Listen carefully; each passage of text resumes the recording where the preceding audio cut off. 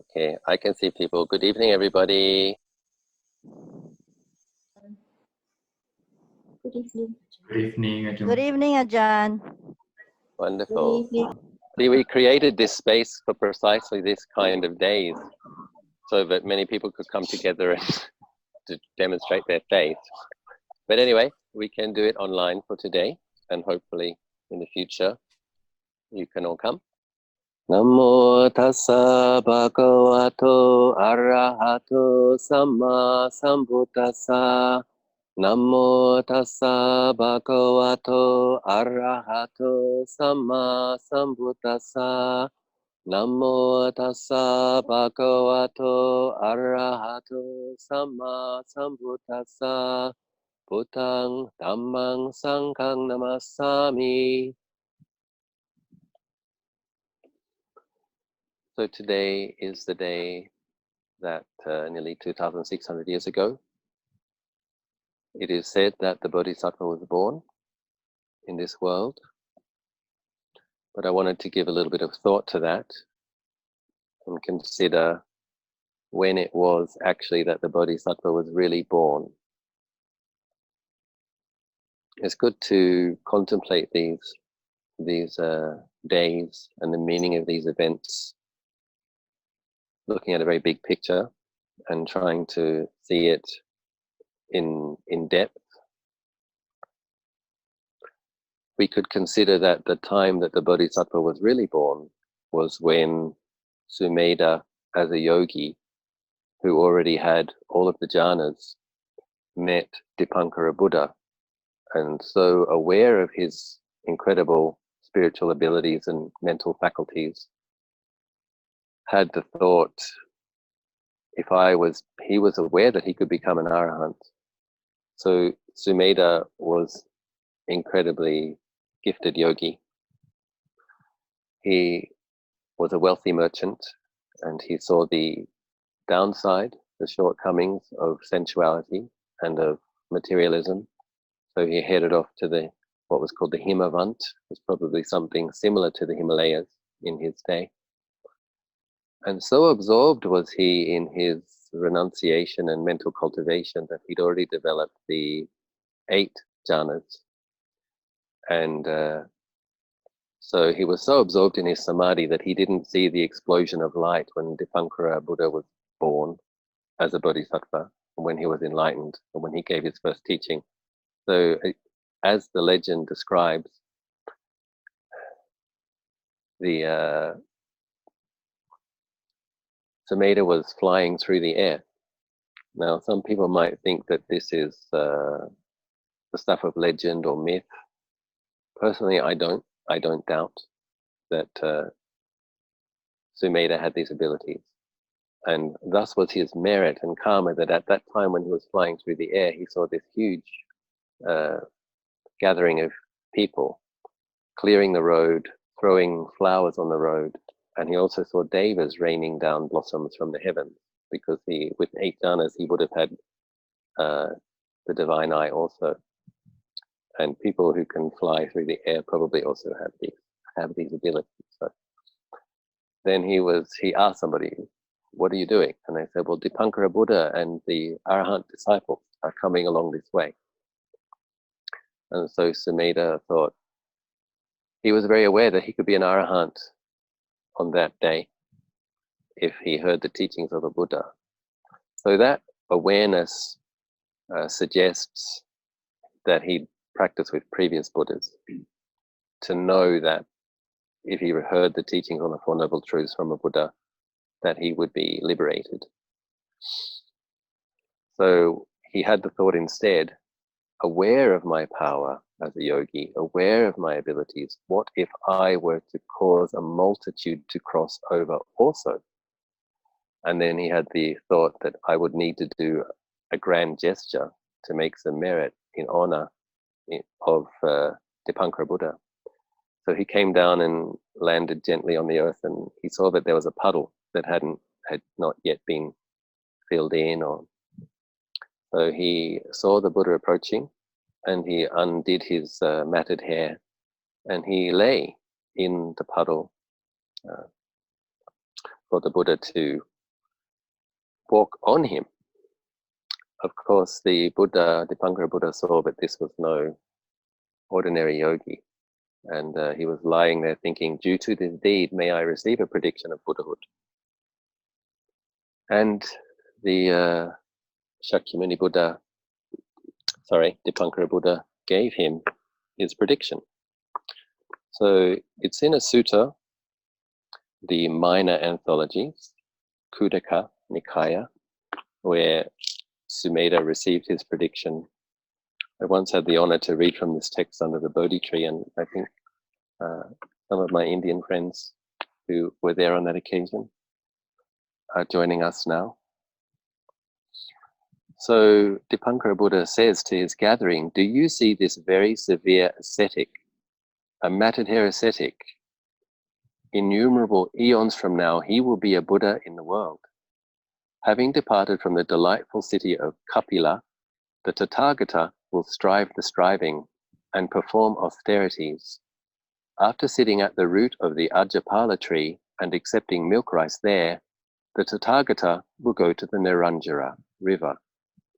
When he has partaken of the milk rice on the bank of the Niranjara, that conqueror will go to the root of the tree of awakening by the glorious way prepared. Then, having circumambulated the dais of the tree of awakening, the unsurpassed one of great renown will awaken at the root of an asata tree. His genetrix and mother will be named Maya, his father Suddhodana. He will be named Gotama. Kolita and Upatissa, cankerless, stains gone, tranquil in mind, concentrated, will be the chief disciples. That's Sariputta and Mahamoggallana. Ananda will be the name of the attendant who will attend on this conqueror. Kema and Upalawana will be the chief women disciples.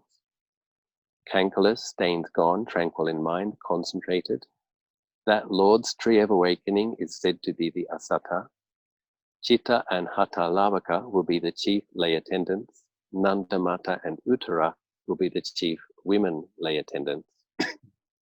So just to keep in mind that was 4 asankhya and 100,000 eons ago.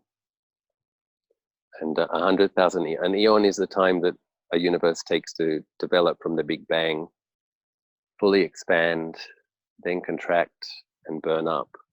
So 100,000 of those is the small part at the end. An incalculable period is such a huge amount of time that only a Buddha can measure it. It's called an incalculable, but a Buddha can calculate it.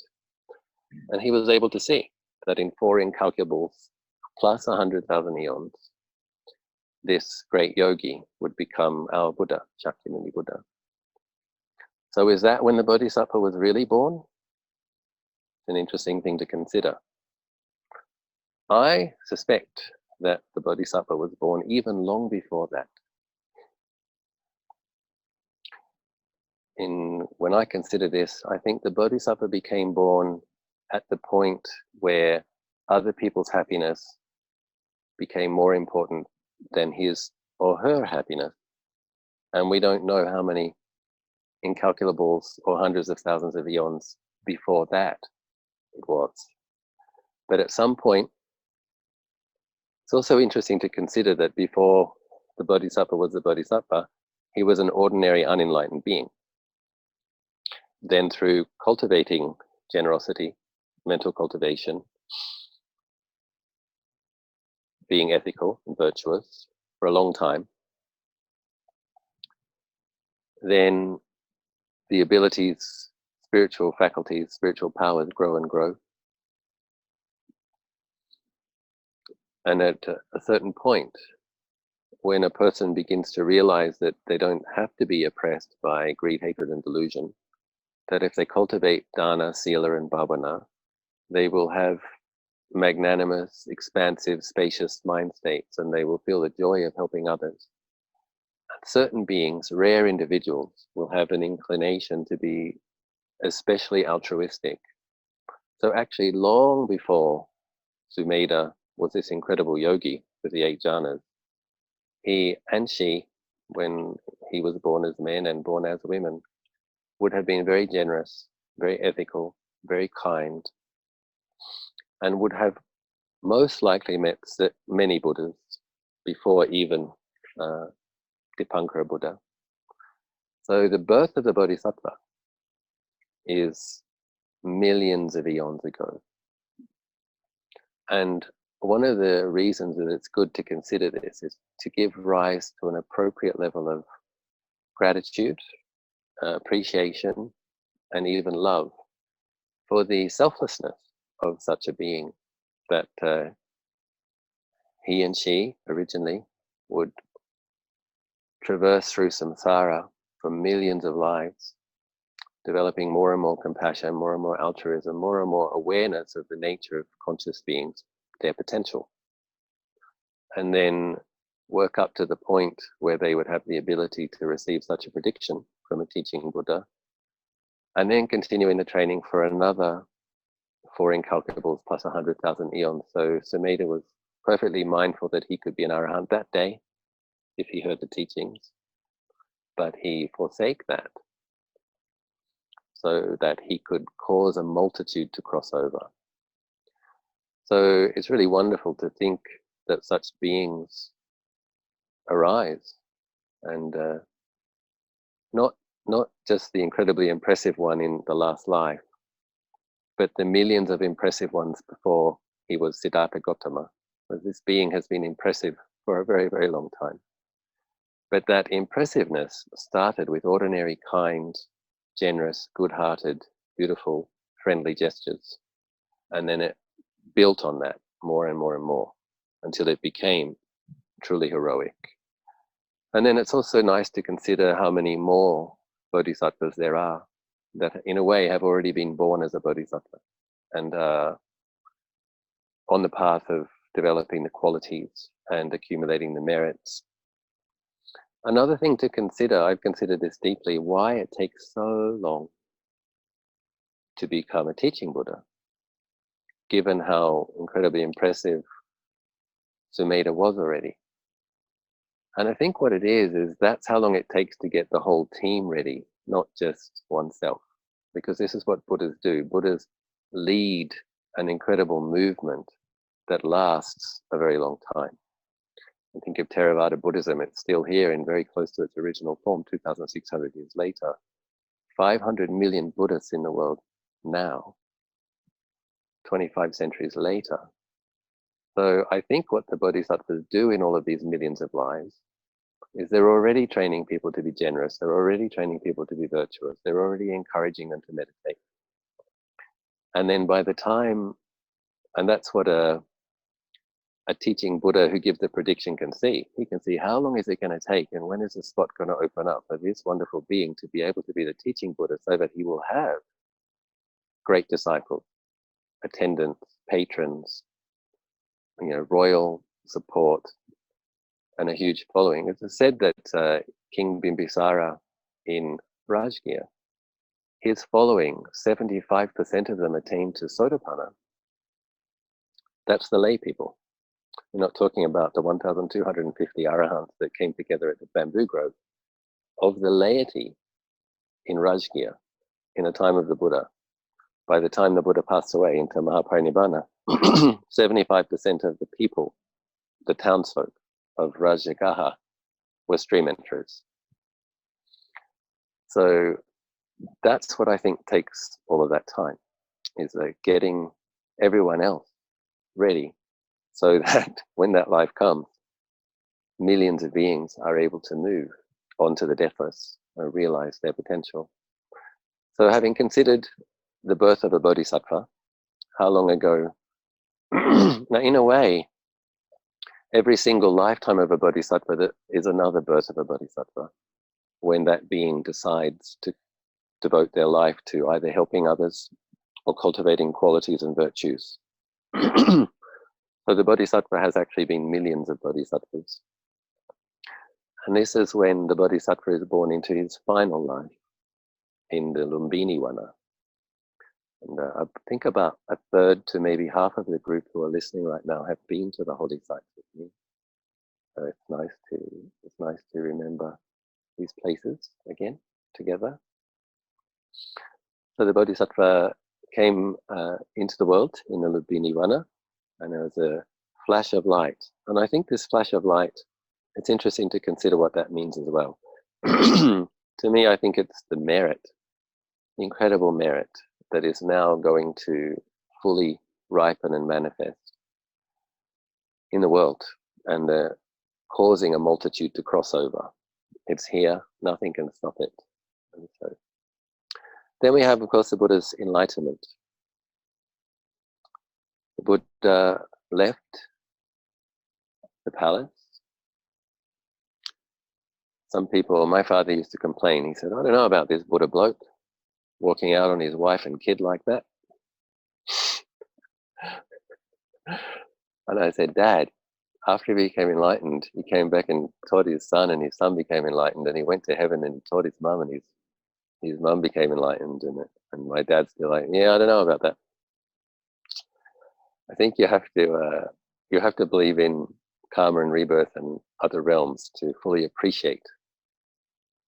As we understand it, the Bodhisattva, the prince, was looking at his wife and his son, who he loved dearly, and he was thinking, since there is death, he was seeing at them, and he was seeing that he was subject to death, and that they were subject to death, even though Rahula was so young, and Maya Devi, is Yashodhara, so young, also young, thinking that we're all heading for old age, sickness, and death. And so he was looking at them and he's thinking, the best thing I can do for these people who I care for is find the death light. And he knew very well, of course, that coming from a very wealthy and comfortable situation, that his wife and child would be taken care of. Of course, as we understand it, his wife was reborn in Tushita, I think 7 days after the birth of the Bodhisattva. Then the Bodhisattva studied with the greatest teachers of his day. And what they taught him was the 5th, 6th, 7th, and 8th jhanas. And so, again, it's not so surprising, given that Sumedha had the 8 jhanas many eons ago. But what is remarkable is that in studying these incredibly subtle and incredibly powerful, incredibly radiant mind states, the Bodhisattva had sharp enough spiritual powers. Let's review our spiritual powers: faith, energy, mindfulness, concentration, and wisdom. So the Bodhisattva had these qualities so well established that he could see, for example, that the infinite base of space, or the infinite base of consciousness, was subject to death. So if, one second.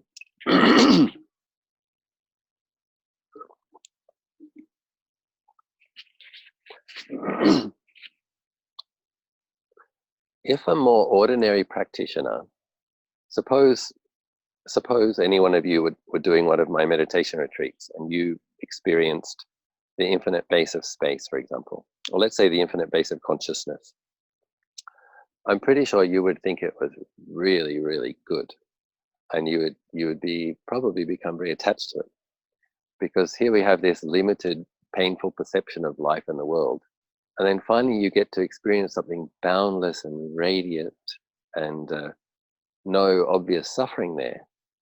I was like, yeah, I finally got the samadhi together. I got the samadhi.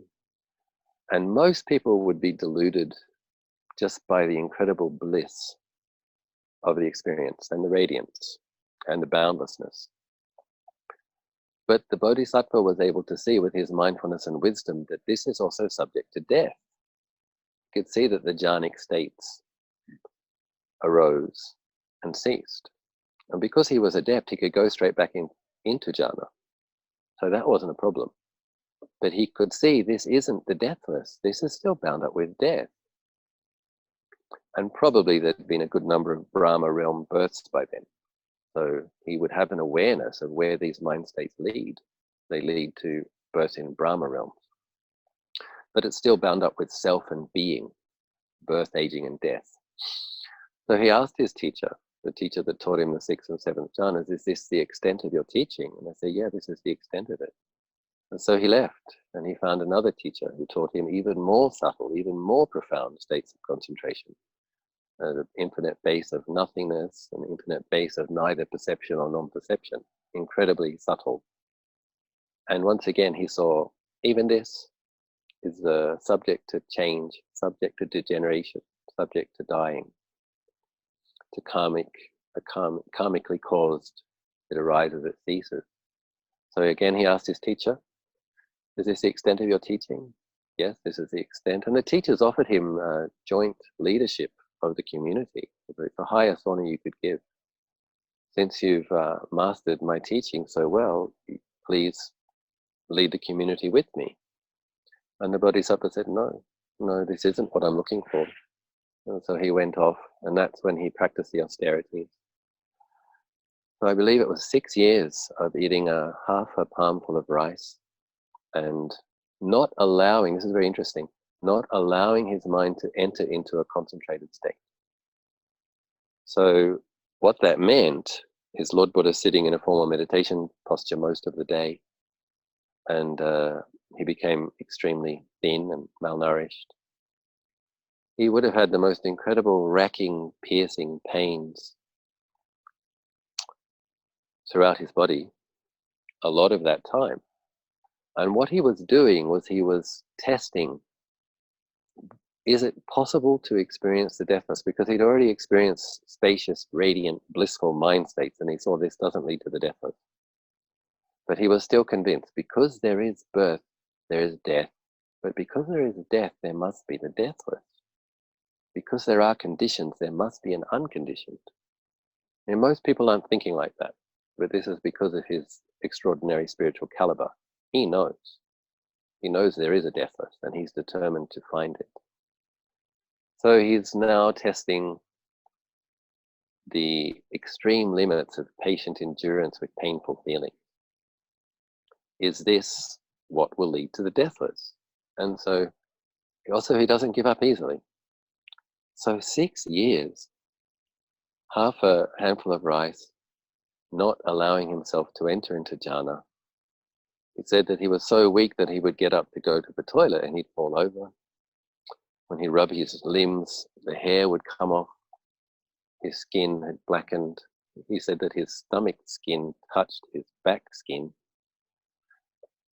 And the statement he made is very moving. It's possible that another yogi had experienced as much suffering, but it's impossible that anybody experienced more in their striving. And that gives us a good glimpse at this Bodhisattva's selflessness, his courage, his determination, and just the spiritual mettle. Like, he basically suffered as much as is possible in his spiritual striving, not to show off, not to impress anybody, but to find the deathless. And it didn't work.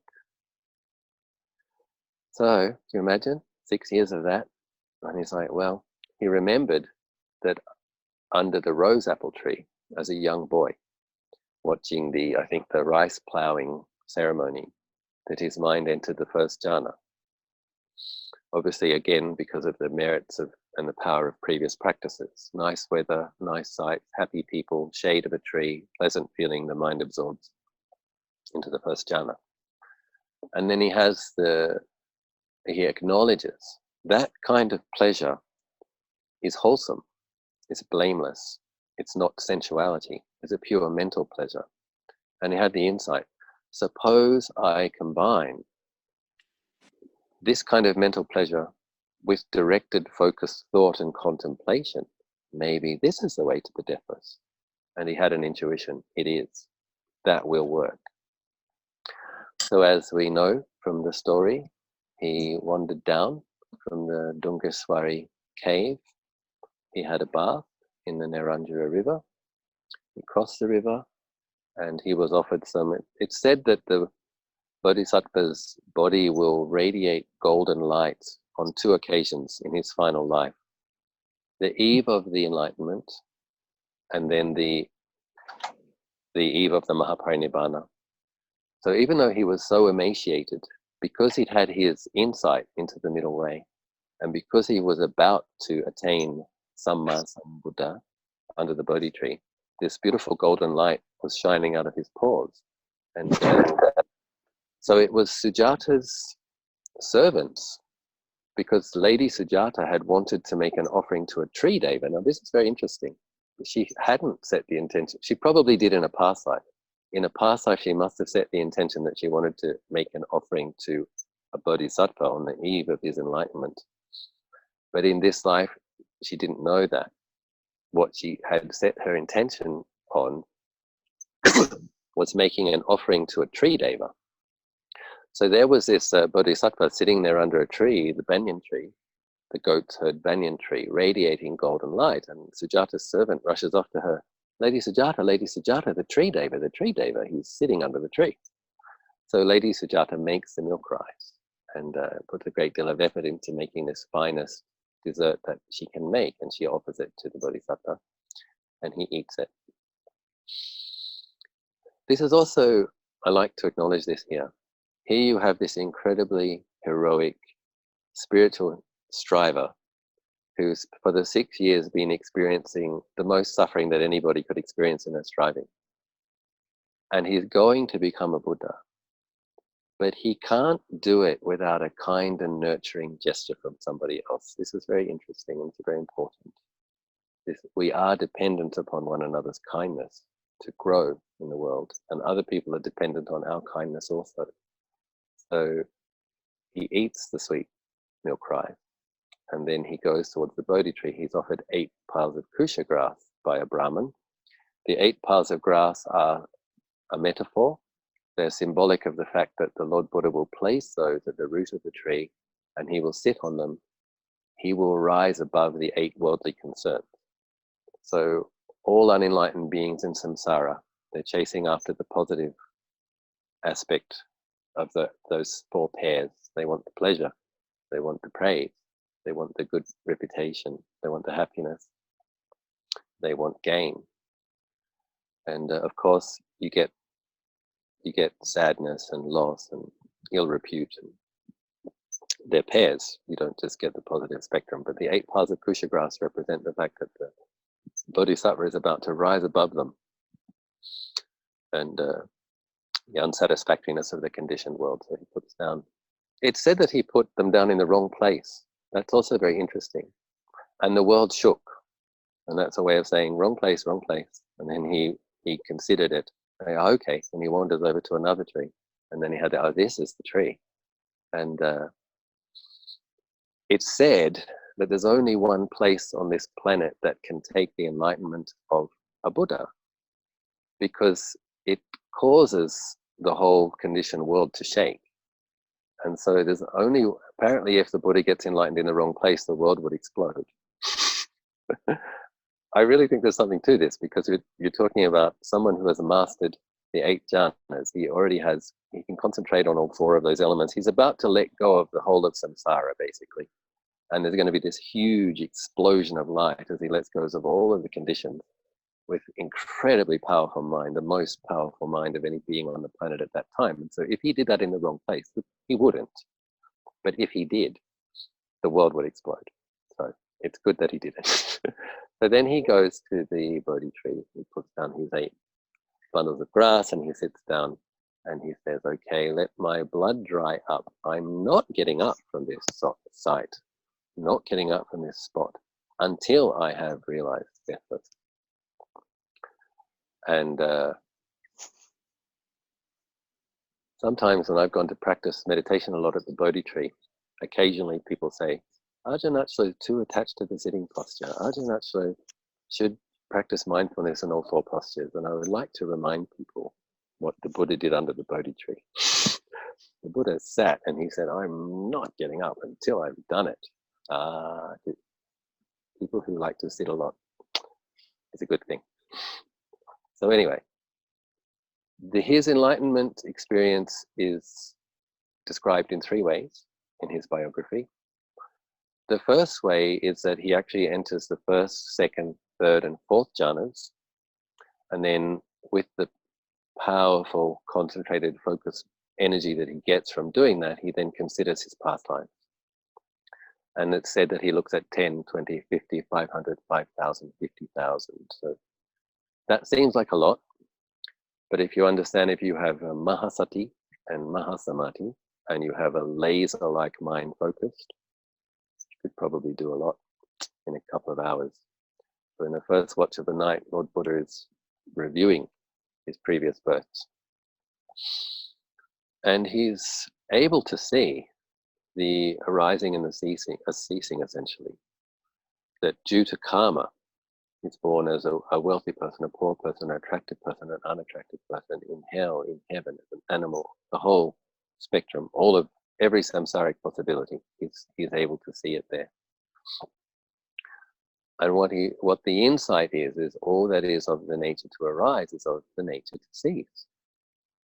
If you imagine, you're able to see a king's life arising and ceasing, a great ascetic's life arising and ceasing, and a parrot arising and ceasing, an elephant arising and ceasing, and born in a completely different realm, in a completely different form. The elephant's gone, the parrot's gone, the king's gone, the soldier's gone, the ascetic's gone, something new, arising, ceasing. And then he reviews the plane of other beings and sees all of this incredible arising and ceasing of all the other beings in samsara. And that's the insight. All which is of the nature to arise is of the nature to cease. Not a single one of those beings is able to stay in one of those forms or one of those states or one of those lives permanently. It all arose and ceased. The second way the enlightenment is described is through Lord Buddha having insight into paticca samuppada, the dependent co-arising, where Lord Buddha is able to trace back birth. It is essentially the result of ignorance. So you have ignorance, you have the sankhara, then you have birth, you have the craving. So because of craving and ignorance and clinging, and then you have this becoming, and then you have birth, and then you have aging, and then you have death. So he was able to take that back and forward and reverse, and he was able to see that essentially the cause of death is birth, and the cause of birth is ignorance. The third way that it's described, his enlightenment, is Lord Buddha has insight into what binds beings to samsara. Basically, it's attachment to the pleasure that can be had within the 5 khandhas. So your body, your feelings, your perceptions, your consciousness. What do we have?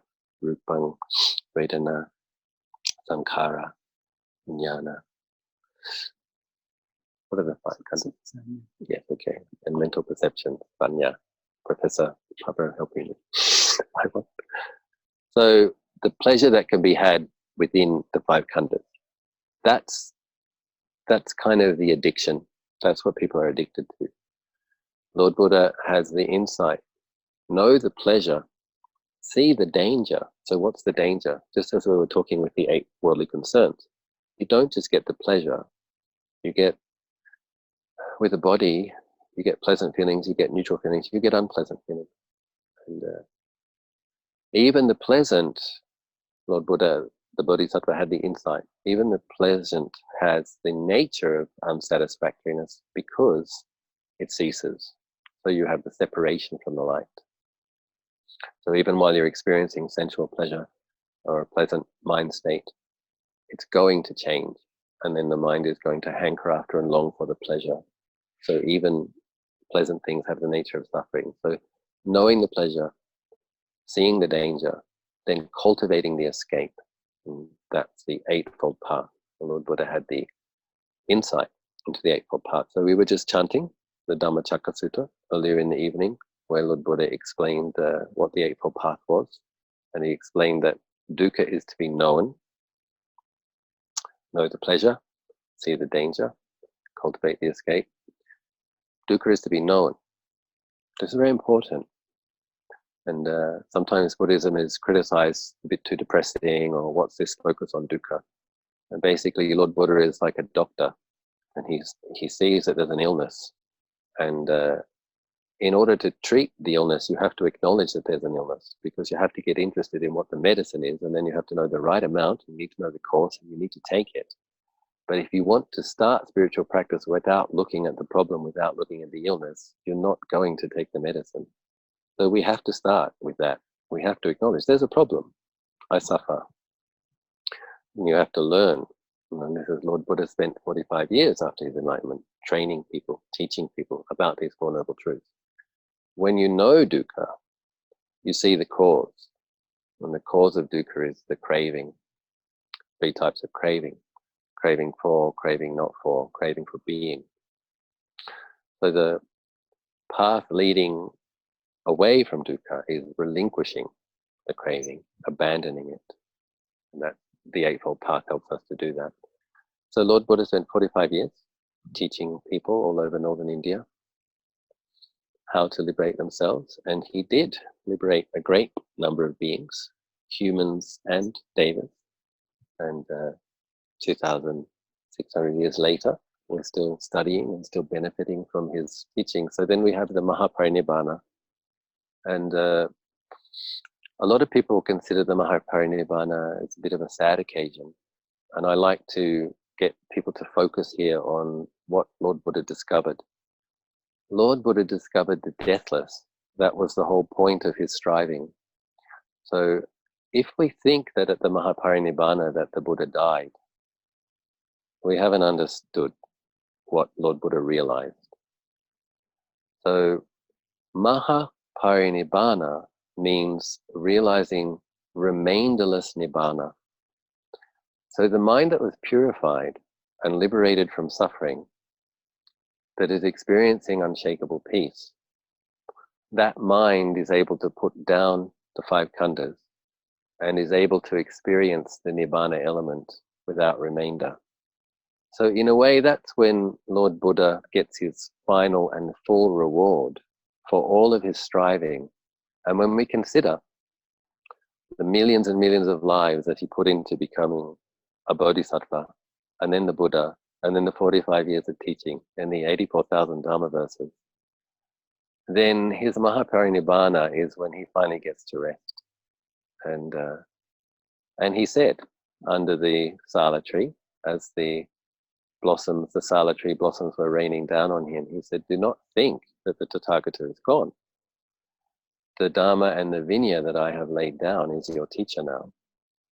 But then he also said, one who practices Dhamma sees the Buddha. So we have our teachings, we have our methods, we have practice, and then that's part of our refuge, the teachings and the methods. We have to internalize them, we have to be consistent, we practice a lot. And then when you realize, if you have some experience, begin to have some experiences, which you will if you practice correctly, vipassana insights, you will see anicca very clearly, you will see anatta very clearly, and when your mind experiences vipassana insight, then you will have an experience of a capacity that you have to experience peace, which isn't bound up with a self-view, and which isn't attached to the body. And it's very important to have some of these experiences, because then you understand. Then you understand actually the place of liberation is the mind. And somebody sent me a quote from Luang Por Man, where Luang Por Man explained that the Buddha didn't attain enlightenment. We say Lord Buddha attained enlightenment under the Bodhi tree, but actually the Buddha attained enlightenment in his mind. And he had to attain enlightenment under the Bodhi tree because it was the only part of the world that could take such an extraordinary realization. But where Buddha really attained enlightenment was in his own mind. And I was reading this quote from Luang Por Man where it said that the Buddha put an end to the 3 realms in his mind because he stopped having any craving for them. He stopped having any confusion about what they were. And the realm of the sensual realm, the form realm, and the formless realms, anywhere that a being can be born, the Buddha put an end to becoming in those realms in his mind. And so if you practice correctly and you start to have some vipassana insight and start to experience the capacity to be peaceful without perceiving your body as a self or without perceiving anything as a self, then you develop a great deal of faith in this teaching and training and a great deal of faith in your ability. So we all should strive to practice, and doing intensive retreats is the time where we're probably more likely to have that kind of experience. And if you can do retreats and have an insight knowledge, that would be wonderful to really affirm what your ability as a conscious being is. And so we understand that the Buddha's Mahaparinirvana was the time when he got to rest and fully receive the benefit of his own practice, having done his duty fully. And his own statement is that if we practice correctly, we will see him. So in a way, he hasn't gone anywhere. He's not in the conditioned world, but Lord Buddha explains that his teaching is not eternalism. That means there's not a being that's experiencing something, but it's also not nihilism. So Buddha getting enlightened doesn't mean that he nuked his experience. He didn't. It's not suicide. It's not spiritual suicide. It's realizing the deathless. It's realizing the unconditioned. It's unshakable peace. So that's what Lord Buddha, Mahaparinirvana, Nibbana without remainder, purified mind experiencing Nibbana. So I've been talking for quite a while, and we have to do our flower offering and circumnambulation. We'll offer that for your reflection, and I hope that something I've said has been encouraging and useful. And on this Visakha Puja Day, I hope that you feel inspired to practice and realize your potential. And I wish you every success on the path, and may you grow in the refuges, externally and internally. May you grow in this path of Dana, Sila and Bhavana. May you realize your ultimate potential and be completely free from every type of suffering. Sadhu, sadhu, sadhu. Sadhu,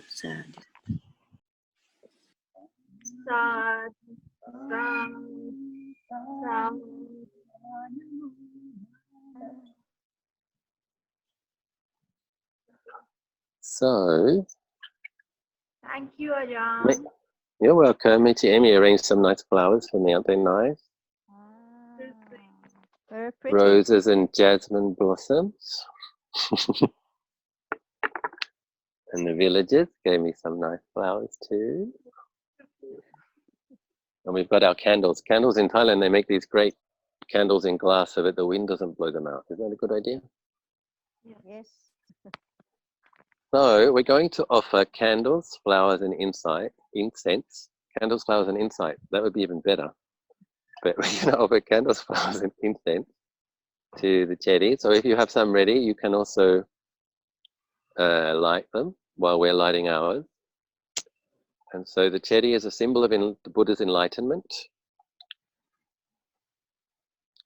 And we're offering light to the symbol of enlightenment in gratitude, and also as an affirmation of our potential to go beyond the darkness of ignorance and develop insight.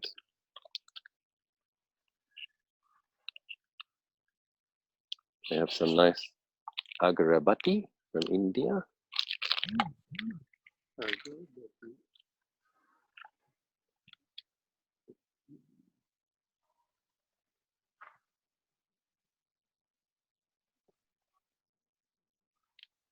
Three sticks of incense traditionally.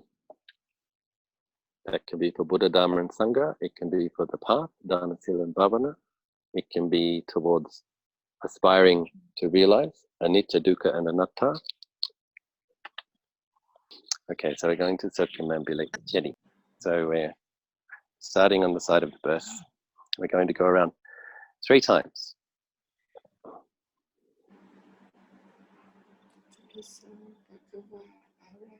You can chant the Itipiso if you like. Iti piso bhagava arahang samma sambuddho veccha charana sampanno sukhato lokavitto anuttaro purisa dhamma sarathi sattha deva manunsanang buddho bhagavati sawakhatoภควตาธัมโมสัน เทติโกอากาลิโกเอหิปัสสิโกโอปานายิโกปัจจัตตังเวทิตาโพเวนโยเหติสปฏิปันโนภควโตสาวกสังโฆอุชุปฏิปันโนภควโตสาว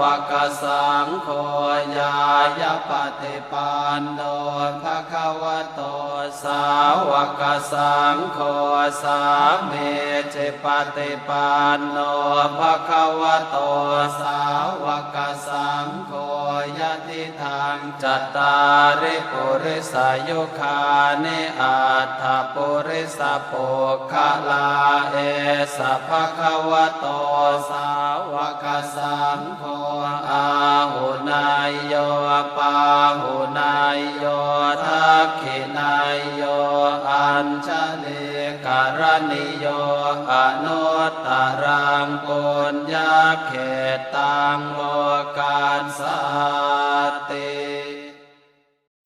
อิติปิโสภะคะวาอะระหังสัมมาสัมพุทโธเวชชาจารณะสัมปันโนสุขโตโลกวิทูอนุตตโรปุริสธรรมสารถิสัทธาเทวมนุสสานังพุทโธภควาติสวากขาโตภควตาธัมโมสันเทติโกอากาลิโกเอหิปัสสิโกโอปานายิโกปัจจัตตังเวทิตาโพเวนโยเหติสปฏิปันโนภควโตสาวกสังโฆอุชุปฏิปันโนภควโตสาว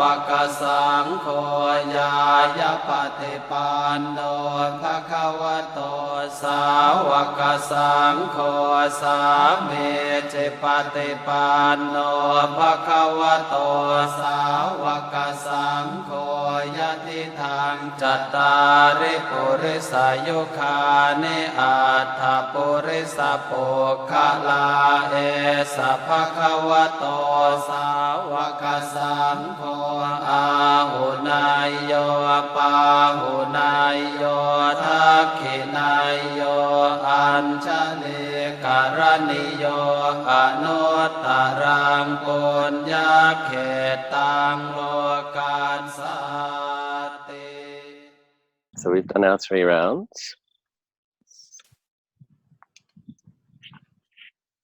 So we are going to put our candles or incense or flowers in our own altar, in our own house now. The chedi is a symbol of Buddha's enlightened mind. So that is deathless and unconditioned. So wherever you are is fine.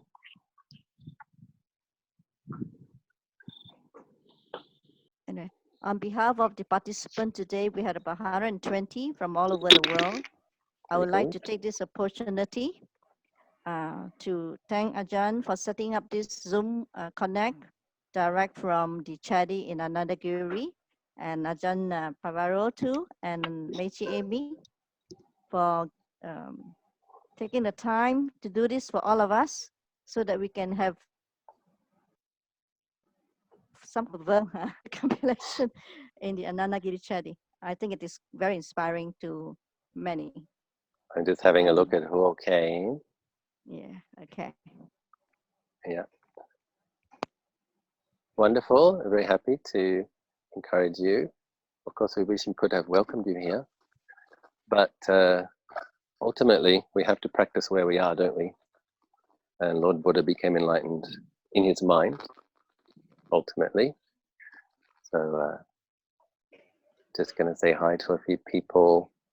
Hi Sandhya, hi Doris, hi Shunjian, hi Monica, hi Tinesh.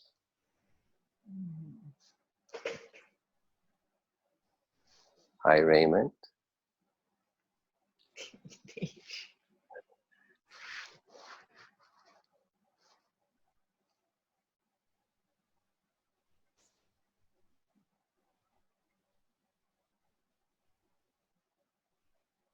Rohan Jaya Singh, hello in Melbourne. Dr. Vivat, Nedal, Eric, Victor, L. Ajahn Pablo, Yihao. Ajahn Pablo is also looking at all who came. You can't see him, but he's waving. You want to wave? No. Michi Amy as well. Kunlek, Monica, hi in India. Miss Young. Is it Meghna, another Indian, I think? Hello, Matthew, not sure where you are. Bing is there also. Tracy, Jay, in Indiana. Hi, Jay. Sandeep. Hi, Sandeep. My translator, Sandeep, from Happy Occasion. Jin Bin, hi. Lin Sun, Elaine, Clinton, Steve, Narissa, Indira, and Rohan. Hi, guys. Aparajita, yeah. Hello. PG Lim, Patty. Hi, Patty. Hi, Draco. Hi, Leslie. Hi, Ricky. Hi, Liam. Hi, Mariah. Hi, Susie. Daisy, Sharon, Shireen, Leanne, Job, Angie.